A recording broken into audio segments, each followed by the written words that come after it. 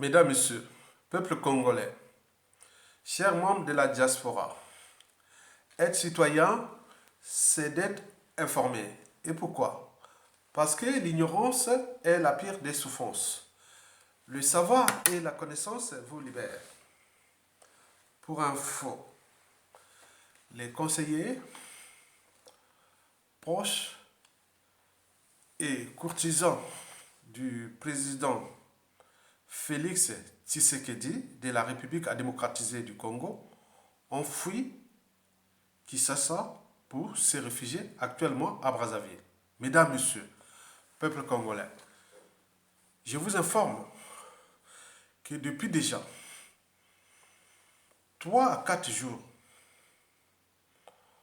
on nous signalait déjà des mouvements des proches du président Félix Tshisekedi. Vous savez que Félix Tshisekedi, c'était Baluba. La ville principale de Baluba, c'est Mbujimaï. Et donc tout ce monde-là, avec l'arrivée de Tshisekedi au pouvoir, tout ce monde-là avait trouvé le Katanga, je pense que c'est dans le haut Katanga, vers Kolvizi, la capitale minière du Katanga. Ils faisaient leurs affaires là-bas. Mais depuis 3 4 jours, on a vu ces gens-là quitter vite Kolvizi pour Kinshasa. D'autres avaient traversé, se retrouvaient à Brazzaville et ils ont envoyé leurs enfants, femmes et autres déjà en Occident. Et donc, ce n'est pas tout. Et depuis vendredi dernier, nous sommes aujourd'hui le lundi, et donc lundi 14 mars, mais depuis le vendredi dernier, on nous signalait que beaucoup des courtisans, des valets locaux, des dignitaires, des conseillers, surtout des conseillers, sont tous en train de fuir Kinshasa pour se réfugier à Brazzaville chez nous. Donc ils ont traversé le fleuve Congo. Ils sont actuellement à Brazzaville. Beaucoup. Et certains ont pu avoir des visas. Bon, il faut savoir aussi que certains ont la double nationalité. Donc ils ont fui Brazzaville là. Kinshasa, ils se retrouvent à Brazzaville. Et Brazzaville, et beaucoup ont déjà envoyé leurs proches, familles et autres ici en Occident, européens ou nord-américains. Mais alors, pourquoi les conseillers et proches de la famille de Félix Tshisekedi, le président de la République démocratisée du Congo, vrai, Kinshasa, ont-ils fui Kinshasa pour se réfugier actuellement à Brazzaville? Pourquoi ont-ils fui Kinshasa pour se réfugier à Brazzaville? Le président est certes ici, soi-disant en train de se soigner ici en Occident européen, notamment en Belgique, à Bruxelles, mais pourquoi il fuit déjà? Il fuit. Pourquoi il fuit? Donc, de mon point de vue, je pense que c'est lié aux nouvelles, au moins aux mauvaises nouvelles que nous avions reçues depuis le dimanche 6 mars dernier. Ou que, bon, ben, soi-disant, le président Félix Tshisekedi serait opéré à cœur ouvert. Est-ce qu'il y a eu des complications, il y a eu beaucoup de choses, c'est là l'omerta est totale. Ils ont essayé un peu de tricher avec des photos, montage et autres, mais ça ne marche pas. On ne peut pas être opéré à cœur ouvert et d'être debout au bout de 2 3 jours. Non, c'est pas possible. Mais on nous signale que ce fut maintenant l'hernie discale. L'hernie discale, c'est une opération très complexe. C'est très complexe. Parce que sortir de l'opération d'une hernie discale, ça touche la partie basse de la moelle, là où se trouvent hein, les nerfs et autres qui vont vers les pieds, voilà, beaucoup de choses. Aussi la moelle sacrée, hein, là où se trouvent toutes les liées à notre sexualité et beaucoup de choses là-bas. Et c'est pas facile. Cette partie-là est très complexe pour les chirurgiens faire l'opération d'une hernie discale. C'est pas une hernie où chez nous on dit ça gonfle comme ça, voilà, le cœur, tu as mal, tu as un cœur qui fonctionne pas bien, mais là ça gonfle. Mais non, là ça touche les disques, hein, de la colonne vertébrale, c'est quand on parle d'hernie discale. Bon, donc vous avez ça, ça ne peut pas être debout comme ça, même si peut vous injecter une dose d'analgésique, c'est-à-dire des antidouleurs, comme la morphine et autres, mais ça ne suffit pas au bout de... Non, non, c'est pas possible. Donc la photo qu'ils avaient montrée, je pense, jeudi dernier, c'est suivi des montages. Hein. On dit qu'il serait en convalescence à Dubaï, et autres, où il n'était pas opéré, ni à cœur ouvert, ni ni dernier discal. Mais alors, pourquoi s'est-il précipité pour venir ici? C'était pourquoi? Donc, on nous cache quelque chose. Donc, si on cache quelque chose, donc, c'est flou. Quand c'est flou, c'est qu'on nous cache quelque chose. Et donc, quand on cache quelque chose, c'est qu'il y a quelque chose qui ne va pas. Et là, toutes les spéculations vont bon train. Mais le problème, c'est que pourquoi les, beaucoup de gens qui avaient trouvé les poches du pouvoir, qui avaient trouvé au Tshisekedi là un bon plan pour aller faire les affaires dans les sites d'exploitation des minéraux. Hein. Hein, beaucoup commençaient oui, les permis de construction, d'exploitation, beaucoup commençaient à faire des affaires dans l'exploitation des mines, hein, des minéraux et autres. Mais ils ont fui là-bas, ils sont retrouvés à Kinshasa pour certains, et d'autres ont quitté Kinshasa pour Brazzaville chez nous. Et donc, certains ont envoyé les enfants déjà et à l'étranger. Maintenant, alors, quel est vraiment le, le- le profil, hein, le profil de ces gens-là, en fait? C'est tout le questionnement. Parce que là, bon, ben, ces gens sont des conseillers. Mais pourquoi vous fouillez? Peut-être qu'ils ont commis des crimes économiques, des crimes de sang, et beaucoup de choses comme ça. Hein. C'est ça, ils se reprochent de quelque chose. Pourquoi vous fouillez? Hein? C'est comme si, dissipé à tout instant, Jean-Dominique Okemba, Jean-François Ndengue, le général Obara, tout ce monde-là, fouille. Mais pourquoi vous fouillez? Vous avez dit que le pays est tranquille, c'est en paix. Hein? Beaucoup de proches et autres. Donc le peuple a toujours le dernier mot et le dernier jugement. Donc on ne peut pas trahir indéfiniment un peuple. C'est pas possible. Donc vous voyez que c'est dangereux pour eux. Donc ils ont vu qu'il y a quelque chose qui risque de se passer, peut-être de brutal, peut-être de... Voilà, on ne sait jamais.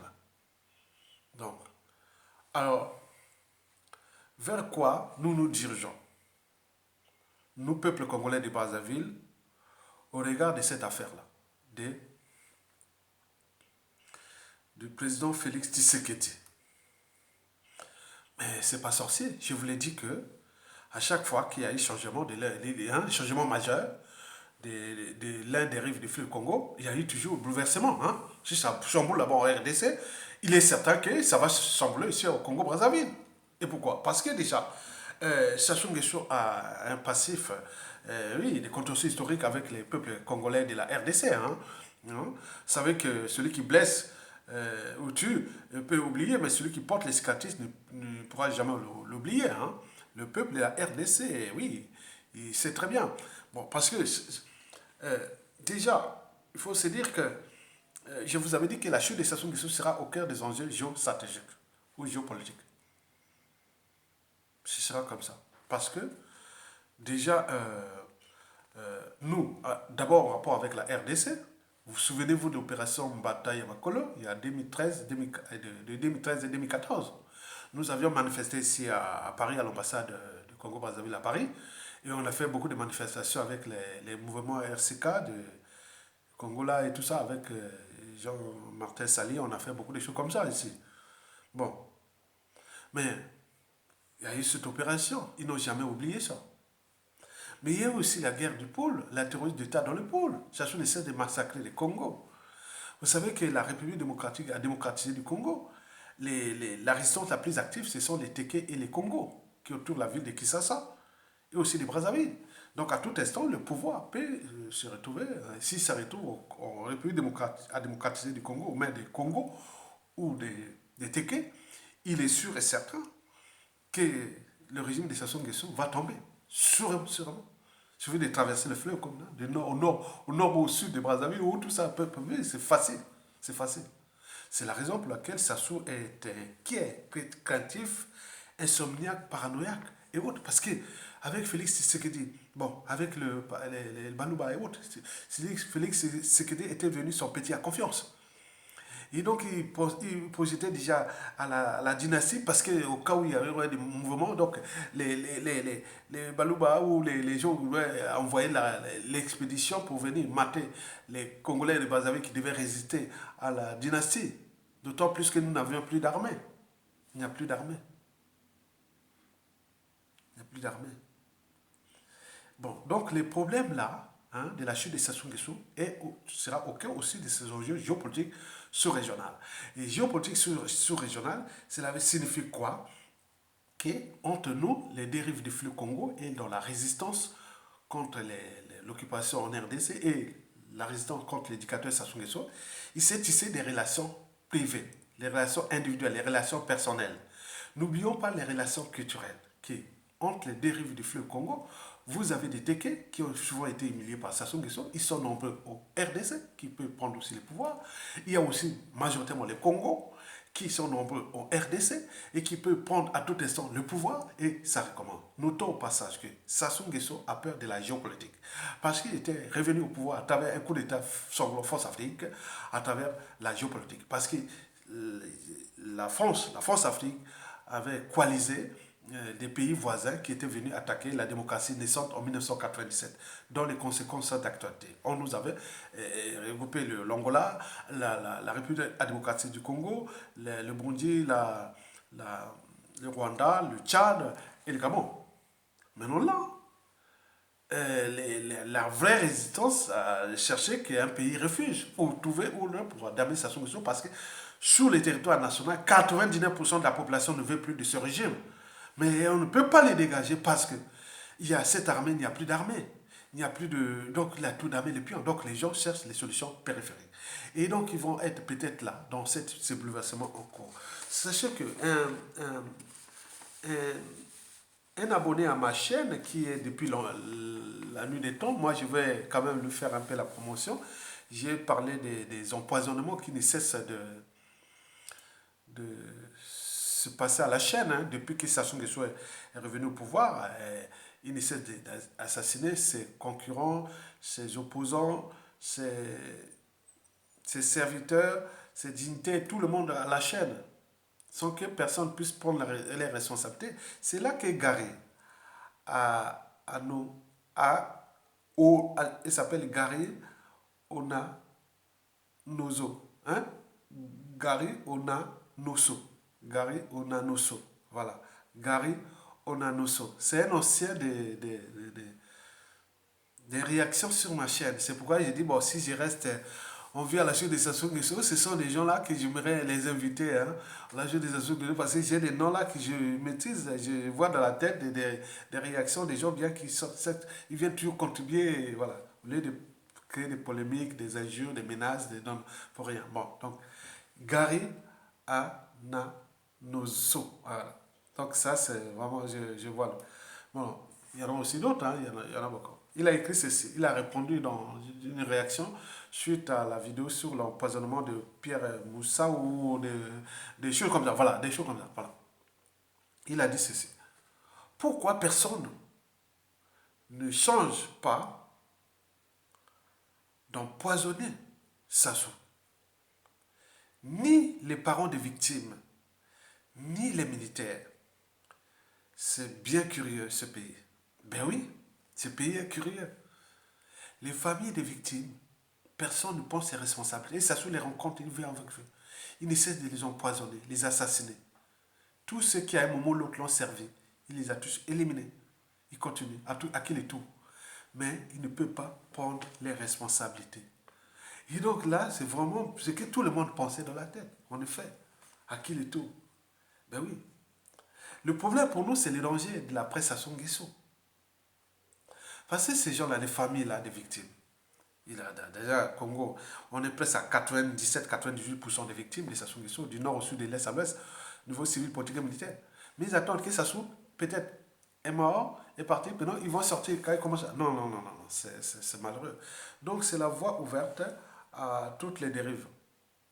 Ouais, à toutes les dérives de la presse Sassou Nguesso. Ce qui fait que la presse Sassou Nguesso sera dangereuse pour ces gens-là. Le clone Sassou, beaucoup de choses comme ça.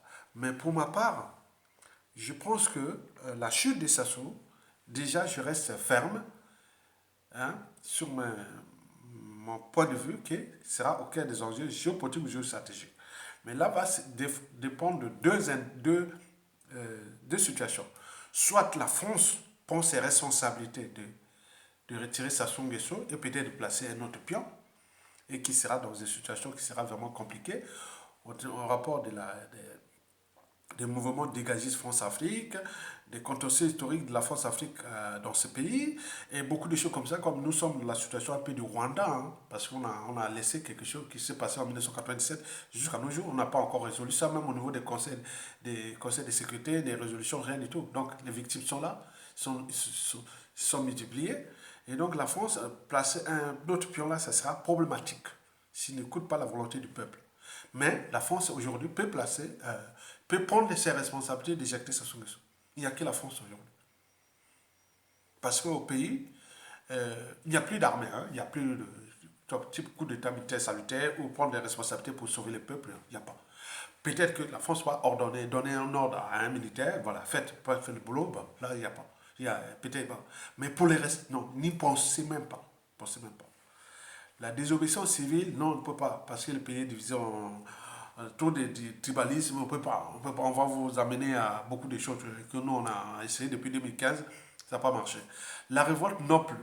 Sauf si la France organise des trucs comme ça. Il est dit, bon, un militaire, maintenant, bon, éduquer un peu à la révolte, bon, on va vous faire un peu de... Voilà, donc c'est ça. Mais je sais que la chute de Sassou Nguesso sera au cœur des enjeux géostratégiques, géopolitiques, c'est-à-dire surtout déjà avec la situation qui se dessine en RDC, puisqu'il y a des relations personnelles, des relations privées, des relations sociales, il y a des problèmes culturels. Depuis le Congo, passant par les Téké, les, certains galas, et n'oublions pas aussi les,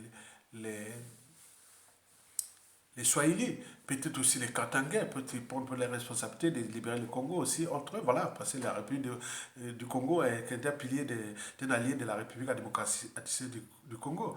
Mais les Balouba ont déjà perdu leur crédibilité à cause de Félix Tshisekedi. Parce que les Balouba, c'était les tribus où, bon, même au Congo, on les aimait beaucoup, mais depuis que Félix est venu, il n'a même pas pris les responsabilités de nous laisser un pays refuge pour qu'on... Oui, il y a des gens au Congo-Brazzaville, là, ils sont en France, en Occident, ils sont en Afrique, ils sont même au pays, partout. Ils cherchent un pays refuge pour aller se battre contre Sassou Nguesso. Ils cherchent là un endroit où une base arrière pour aller se battre. Ils sont vraiment prêts. Comme on voit là, partout il y a eu des utiles oppressions, la barbarie, l'occupation et autres, et les gens se sont mobilisés pour aller se battre. Maintenant, aujourd'hui, je vous dis que le Congo-Brazzaville, il manque un pays refuge périphérique. Et Sassou l'avait eu au moment qu'il était revenu au pouvoir parce qu'il avait les pions, il avait la France-Afrique, il avait les piliers qui ont aidé à faire ce coup tordu contre le peuple. Mais nous aussi, notre peuple, le peuple congolais, on cherche, c'est-à-dire on cherche les failles au niveau sous-régional. C'est-à-dire la RDC, qui est vraiment la voie pour nous, pour beaucoup de choses passées. Les gens cherchent là. C'est pas la RDC qui vient nous se battre pour nous, non. Nous, certains disent qu'il faut on est là, tout le monde va aller au RDC, aller se préparer. De 18 à 60 ans, ils vont se préparer là-bas pour traverser le fleuve Congo et venir se battre contre Denis Sassou Nguesso où 99% de la population est déjà aux aguets, ils attendent ça, mais avec une armée qui est déjà à 98% alcoolisée, les gens malades, pas grand-chose, il reste que la garde présidentielle, prétorienne et le GPN autres. Il peut être neutralisé par des commandos et autres, ce qui peut y arriver. Parce que le matériel qui va être transporté et autres, c'est dans une zone où les gens vont se battre. Donc il y a une situation qui peut arriver dans ce cadre-là, géopolitique au niveau sous-régional, mais également la France peut prendre ses responsabilités en fonction des enjeux géostratégiques ou ce qui se dessine de la guerre en Ukraine et les conséquences et tout ce qui se dessine. Donc il faut voir que nous, la suite des sanctions sera au cœur de ces deux enjeux-là. Géopolitique à RDC et géostratégique, la France qui va prendre ses responsabilités. Okay? C'est souhait. Il faut préserver. Là. On a trop fait de mal à ce peuple-là. Il faut maintenant les préserver parce qu'encore tout est mal sur ce pays. Parce que voilà. Mais s'il ne prend pas ses responsabilités, voilà. Mais pour nous, les divorces se consomment avec Sassou Nguesso et son clan et autres. Donc c'est tout ce moment-là. Bon, donc c'est cette flash d'informations. Et je remercie à Gary. Hein. Gary, merci. Vraiment, voilà, je regarde, je vois beaucoup de mes abonnés qui nourrissent les débats, voilà, qui viennent participer. Tu vois qu'il y a une volonté citoyenne d'encourager ceux qui prennent des risques pour l'intérêt général. Mais il y a d'autres qui viennent là. Ah, tu as parlé mal français, tu as parlé c'était. Mais parfois, on peut faire des erreurs. On peut, voilà, donc il y a les langages, il y a beaucoup de choses comme ça. Donc, voilà. Donc, ils sont sur les détails, sur la forme, sur autre, alors que l'essentiel, ça soit en train de fracasser ce pays. Au lieu d'aller prendre mettre tout leur cœur, leur énergie, aller combattre ça sur les dignitaires qui sont en train de piller un pays, qui sont en train de le fracasser, et autres, mais ils viennent prendre leur plaisir de venir m'attaquer. Mais vous voyez déjà que c'est le paradoxe. Et quand on voit, voilà, moi j'aurais voulu mettre les vidéos là où les Noirs en Ukraine sont fracassés, milliers, autres. Je ne sais pas quel est le niveau de conscience pour aller, voilà. Et ça, c'est un terrain de jeu. Au lieu de venir nous attaquer, qui luttons pour la libération du Congo, la libération de l'Afrique. Donc, c'est malheureux. Donc, peuple congolais, Tokolonga, du nord au sud, de l'est à l'ouest, des deux rives du fleuve Congo, la victoire est là. Donc, peuple a toujours les derniers mots et les derniers jugements. Donc, Tokolonga, vive la libération des deux Congos. Merci beaucoup. À bientôt.